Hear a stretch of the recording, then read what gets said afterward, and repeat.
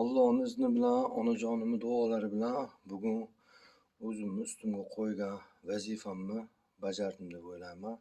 Chunki bugun ertalab mana shu ko'rib turgan tapchanini taxta holatda edi.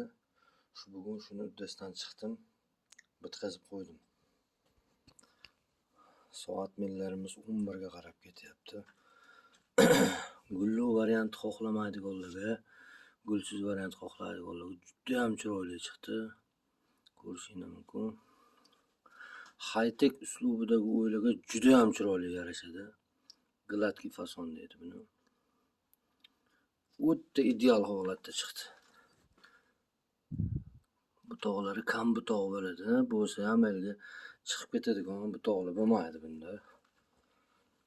Pollarini ham qo'qib, xudo xolasa tindirib qo'ydim.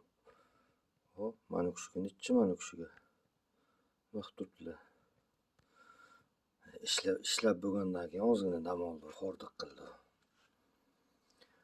Aynan mana shu tapchanimiz necha pul qo'ysa bo'ladi shuni?